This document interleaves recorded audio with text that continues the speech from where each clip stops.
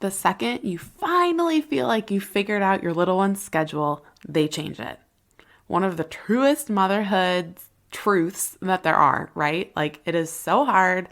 It happens every single time we start to figure it out.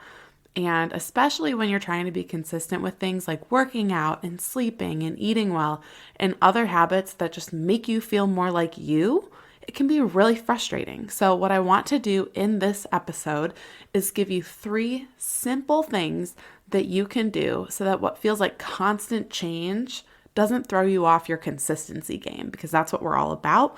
We know that consistency creates confidence and creates change. That literally is the only formula. You can't do something twice and expect for you to get results. You just can't. You have to be consistent, and we know that.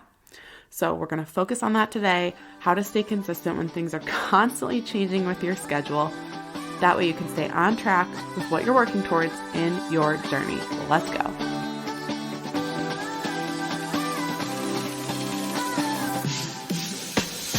Hey mama, welcome to the Tough Love Mom Podcast. I know you're here because you're ready to get consistent and finally lose that weight, and you're not afraid of a little tough love. You know what to do to lose weight, but following through on those things feels impossible. You wish you could just feel like your strong, confident self again and want to be a good example for your little ones, but you get thrown off by mom guilt and the unpredictability of motherhood. It's frustrating. Taking on your journey postpartum is hard, but it's not impossible. Hey, I'm Liz, and I've been where you are. I gained a lot of weight in my pregnancies, 90 pounds and then 60 pounds. I needed to lose that weight to take control of my health and honestly just wanted to feel like myself again. With a sustainable approach to weight loss, simple consistency, and working on my mindset, I lost it all in just over a year both times, and I'm here to help you do the same. I believe that we have an ingrained ability to figure out what we need to do, make it happen, and do it in a way that awes the world. If you're ready to stop falling off the wagon, create solid routine and healthy habits, and finally feel your best inside and out, all while enjoying dino nuggets on your salad, you are in the right place. We're about to transform your journey, my friend. Get pumped up. It is tough love time.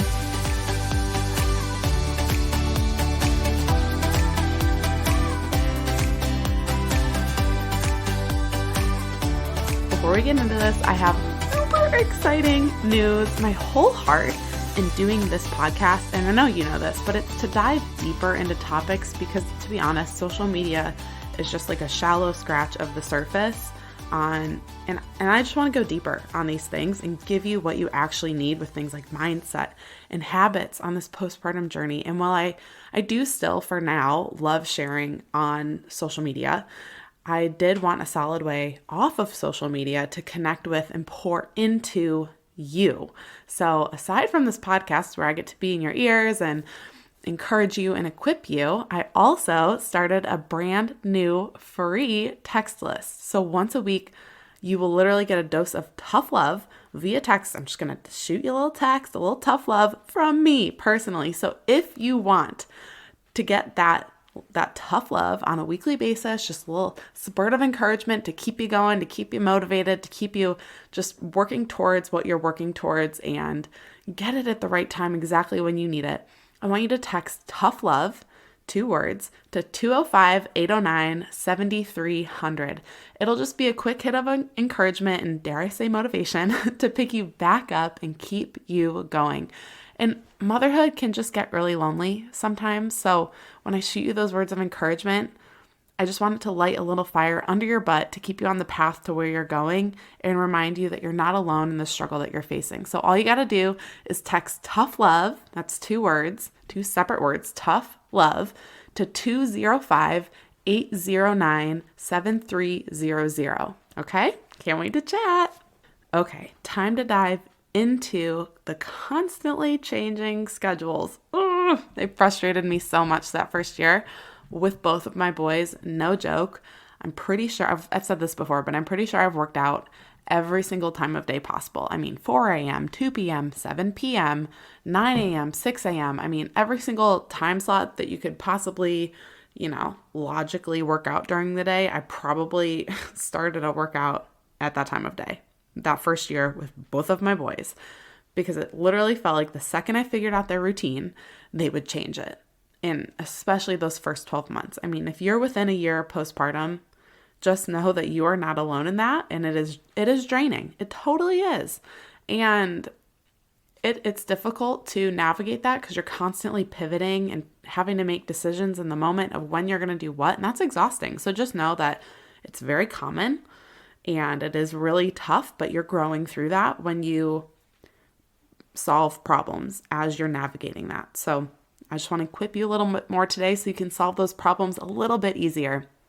And to be totally honest, until they were toddlers and both of my boys down to one nap, it kept changing and it kept feeling like everything was getting just upheaved. And my boys are 20 months apart. So basically from September 2018 to fall 2021, so like 3 straight years, I was in a constant state of schedule upheaval. I mean, constant, because my firstborn was 20 months old when my second was born. So I went from, he had just switched to one nap to having a newborn. And my second son literally just a few months ago switched to one nap a day. So basically 3 straight years of nonstop schedule changes. Yet my consistency thrived and I sustainably lost weight postpartum. 80 pounds my first year postpartum and 70 the second time. I felt like I had it fairly together most of the time. So I'm speaking from a place of experience in this, not from this high horse of why can't you just figure it out? Because you can, and I'm going to equip you with that today. But to be honest, in the moment, I wasn't like, okay, here's my game plan. It's going to be this, and I'm going to do that, and this is how I'm going to navigate it. I mean, I was not that strategic about it. It was basically trial by fire. I was learning moment by moment, day by day, how to navigate these constantly changing schedules because I didn't know it was coming. So I was in the thick of it and just trying to figure it out. And I feel like I did a pretty good job figuring it out, how to navigate it while still being consistent.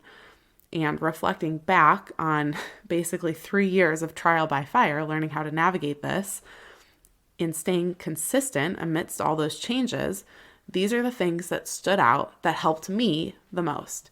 The first was changing my thinking from schedule to routine. So a schedule is set by time limits, time stamps, and it's totally doable before kids. I mean, things like time blocking or chunking your day into certain windows where you're doing certain things and scheduling times for certain things you got to do, like laundry and cleaning and any work that you do if you work from home, whatever it is, time blocking, all of that is phenomenal before you have kids. But once they're in the picture, you kind of got to throw it out the window, in my opinion.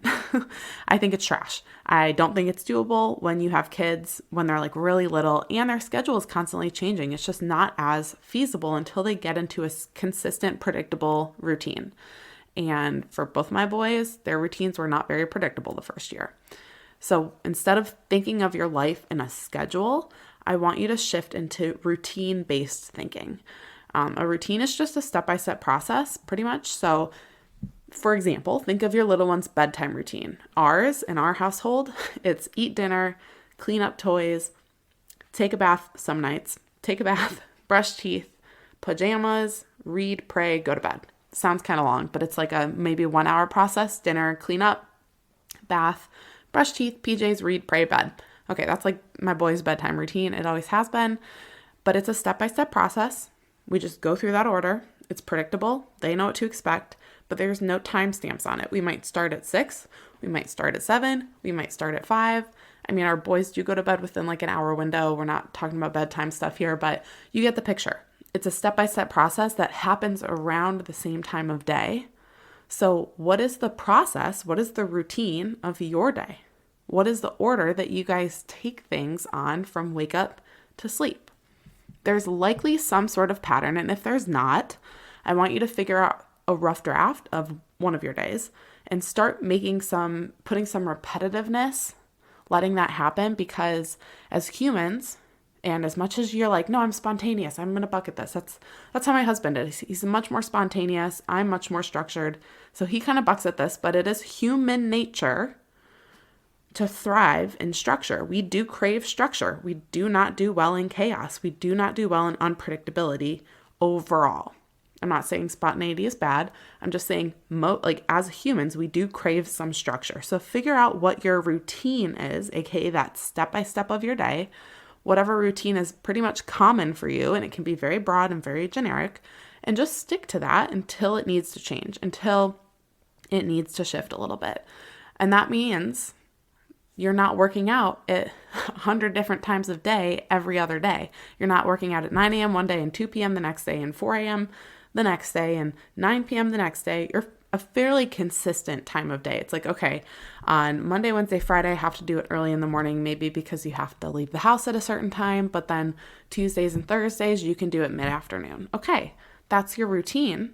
Let's stick to it. Let's make it consistent. And what that does when you say, okay, because our Tuesdays and Thursdays are different than our Monday, Wednesday, Fridays. They just are for my kids, for myself. And so I treat them differently, but they are predictable. We're like, okay, it's Tuesday. This is what we're doing. Okay, it's Wednesday. This is what we're doing. Because we have appointments that are recurring and I've got work stuff on certain days. So we do have variety day to day, but there is a flow to every single day. And then each individual day has its own kind of flow or routine as well. So figure out what that is for you. Just kind of lay it out. And what that does is and when you stick to it, it becomes predictable, not only for you, so you know what is coming when, but it also becomes predictable for your kids. And kids and babies really, really, really thrive with structure and routine. They crave it more than I think we realize. They struggle a lot. Behavior issues can come up. I'm not an expert in this, but when kids aren't given structure, there's a lot more issues, point blank. So figure out what that routine is for you guys and just drop the timestamps. Don't try to schedule in specific things and get all stressed out when it doesn't start at a certain time. And just start focusing on routine instead. So get your mindset out of the schedule mindset of, oh man, I didn't get my workout started at 10 a.m. Like I'm a failure. No, like mid-morning is your workout time. Great. Start it whenever you're going to start it. Just stick to that mid-morning. Okay. No schedule mindset thinking anymore. I want you to start thinking in routine. And if you're freaking out a little bit about like, well, I do have certain things at certain times I need to stay committed to, we're going to talk about that. Don't worry. Don't be stressed out. The second thing, it's my third point, so we'll get there, promise. The second thing that helped me really navigate this well and stay consistent was planning in what I wanted to be consistent with. So I just want you to plan in what you want to be consistent with. You have to plan it in or it will not happen, okay? This comes more naturally for me because I love myself a good planner. I use the Plum Paper Planner and Google Calendar because we can all access Google Calendar on our phones. And so it's just an easy way to like collaborate our schedules.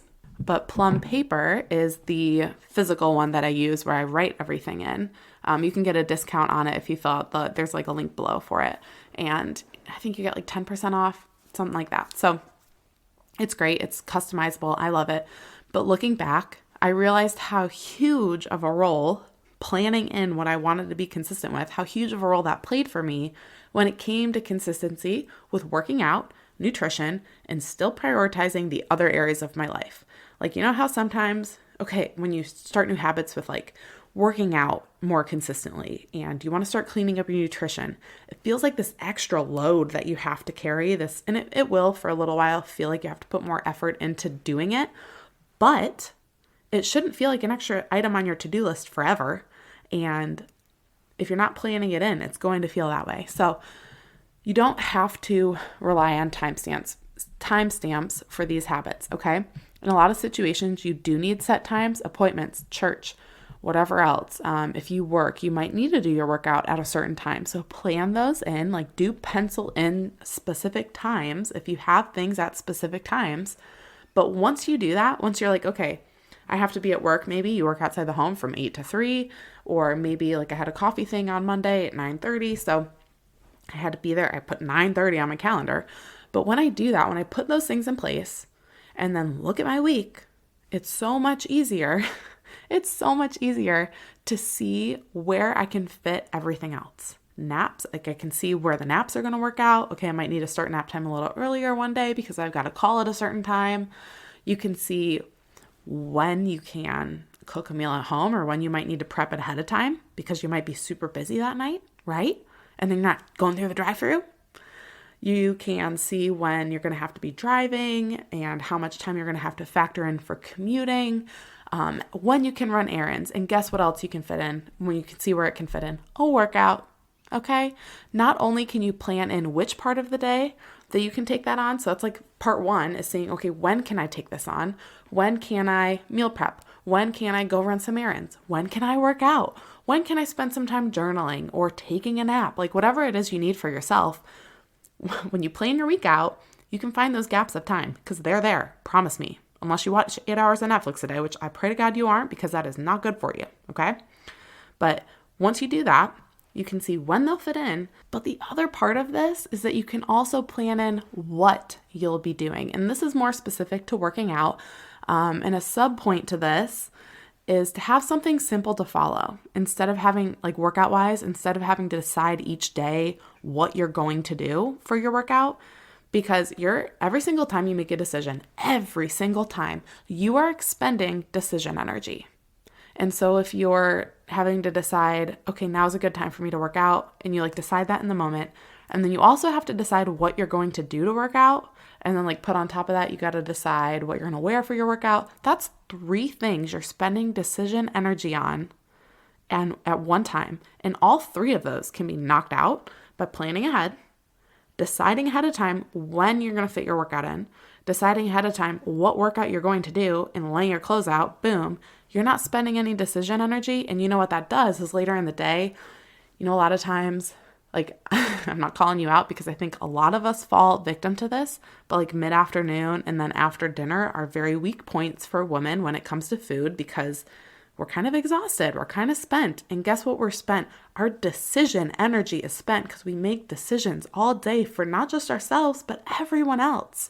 And so take that decision energy use out of the equation earlier in the day by making these decisions ahead of time when you plan. Is this making sense? I hope it's making sense. Put your hands up in the air if it is right now, okay? Because this should be freeing you.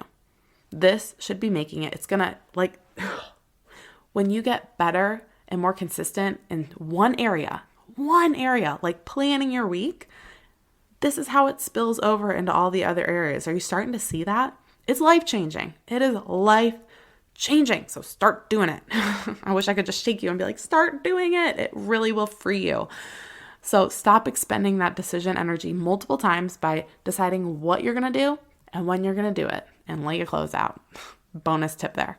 Literally just find some simple workout plans that you can follow. If you don't have any and you're like, I need one, I just want to do what you did because clearly they work, just scroll down while you're listening to the show notes, and there's a link that will take you to a page that will give you information and everything you need to know about the workouts and the programs that I used to lose a combined 150 pounds over the course of about 26 months of postpartum journeying.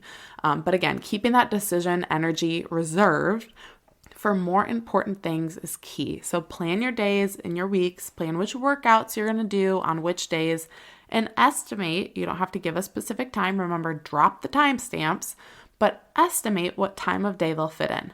Boom. Okay. I could just stop here, but I'm going to give you one more point that reflecting back, I realized really helped me. And this is the most important in my opinion, because it can stop you in your tracks if you do not deal with this. Stop feeling guilty. There's 2 causes of feeling guilty when it comes to the constantly changing schedule and making time for yourself to work out and take care of your physical body. There's 2 causes of this feeling of guilt: taking time for yourself and not being perfect. So we're going to address both of these real quick. Let's talk about feeling guilty for taking time for yourself. So we've talked about this before, but I'm pretty sure I'll be saying it until the day I die because mom guilt is real and ever present, and it's a battle that we face, but we're taking care of yourself. You need to know this. Taking care of yourself physically is not selfish. It is not. It is not. You're probably making way bigger of a deal about how it's affecting other people in your life than they're thinking it even is. I don't even know if they're thinking about it. You're probably making a way bigger deal in your head about it than it really is. So communicate what you want to do. Tell them how you feel. Tell them that you feel guilty about taking time for yourself. I know it feels so silly to say that out loud. But when you do, you realize how silly it sounds. So tell someone, tell them why it's important to you. I mean, this is a conversation.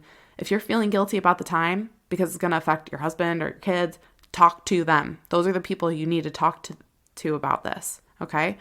Tell them why it's important to you tell them why you want to do this. And I bet you'll be surprised at how excited the loved ones in your life are about this, because they know it's going to be good for you mentally, emotionally, physically, in all the ways, and in your confidence, because they see you a way you probably don't see yourself. And so they're going to be excited for you in this. So communicate that and drop the guilt when it comes to taking time for yourself. Capiche? Capiche. Okay. Now let's talk about feeling guilty for not being perfect. Well, constantly changing schedules and having to figure it out on the fly, trial by fire. Guess what? Perfection ain't gonna happen. And guess what? It never is. Just, reality check here. We cannot be perfect. Episode 2 was and still is a hit with most people. It's about letting go of expectations. So go listen if you missed that. I linked it below in the show notes for you. So scroll down, click it, play it next, or play it again if you've already listened. But I want you to think of it this way. Like, let's give you an example here so this is more tangible about letting go of perfection.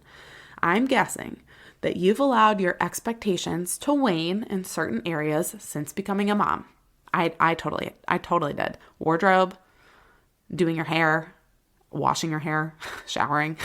I'm just ad-libbing these right now. Makeup, like how often you do that, how clean your house is, right? Okay, if you can let go of perfection in those areas, or like the expectation you used to hold yourself to, can you just let that carry over, please, into this area of your life with your workouts? And it maybe, well, I'm just having a moment here. Maybe we're thinking we need to be perfect with our fitness and our nutrition because we believe this lie, maybe from past experiences or what we see on social media or something, but we believe this lie that perfection is the only way to get results, which is totally not true. It is a lie. That is not true. It is false on all the ways. All we need is consistency and intention in the right things at the right time. That is what leads to results, okay? So if you can let go of perfection in all those other areas, just let that carry over into your journey too, okay? Just let go of perfection. It is not sustainable. It is not doable. And to be totally honest, it's not needed to get results. I was not perfect. I mean, I guess I should say this more often. Those 26-ish months it took me to lose a combined 150 pounds. I was not perfect once, I don't think. I mean, I did 75 hard during the latter portion of my second postpartum journey, and that did help me lose the last 10 pounds. But 10 out of 150 pounds that I lost over that course of time, that's not all of it. And guess what? The other 140 pounds that I lost, I was not perfect. I was not. I probably ate you know how there's the 80-20 rule, or people are like, yeah, eat balanced, 80-20. If we're talking percentages and I was guesstimating an average, I think I was probably 70-30 most of the time. My workouts, there were so many times there were times instead of dumbbells, I would use the car seat with my child in it. I would use my child as a dumbbell. I would use water bottles. I used a basket of blankets once at my best friend's house when we were both pregnant and doing a prenatal workout. I wasn't trying to lose weight during that, but I'm just thinking not perfect workouts examples, so many of them. And honestly, I don't feel good going into every workout. I don't feel 100% every single workout. So I just want to free you of that. You do not need to be perfect to get results. So stop letting that hold you back. Stop letting that get you down. Okay? It will only keep you stuck in your journey. So let go of the perfection. This is your permission slip to say I don't need to be perfect. I need to remind myself of that more often. Perfection is not the standard. Stop setting that standard for yourself. It's not attainable. Okay? Okay. If you're feeling stuck in any of these areas, in any part of your journey, and no matter what you're trying, because sometimes we can go, okay, I'll do these things, but then you still feel stuck and you just can't figure out how to be consistent, how to navigate this roadblock that you're facing. And it's just leading you to feel like everything you're trying isn't working and you just can't pinpoint what that one thing is that's keeping you stuck or throwing you off. And you're at the point where you're like, is it worth even trying anymore? I'm just so sick of this. Well, I want you to think about this. Picture yourself in a place where it no longer felt like you were trying to patch your journey together, but you were actually on top of your habits in your choices. Didn't feel like life was happening to you. You felt in control of the choices you were making. Imagine if things like working out and eating well didn't feel like another thing on your to-do list, but they just fit seamlessly into your day and you were consistent with them. That's exactly why I created Weight Loss Kickstart Coaching, where I teach you which habit to start with, just one. We're keeping it simple so we can keep the weight loss sustainable and simple over time. We're going to uncover the one thing that you need to get consistent with first, because it is truly one thing at a time, mastering it and then moving on. So we're just going to pick one and we're going to figure out what that one thing is for you because it's different for everyone. That way you can grow that consistency and confidence right now, because we know that those things are connected. Confidence and consistency are connected. And this includes figuring out if this ever-changing schedule is the root issue and how we can approach that and get it just fixed, get it in a place where you feel on top of it and you feel like you're in control and staying consistent amidst the constant changes that your baby's taking you through right now, okay? So all you need to do is head to bit.ly/weight loss kickstart coaching.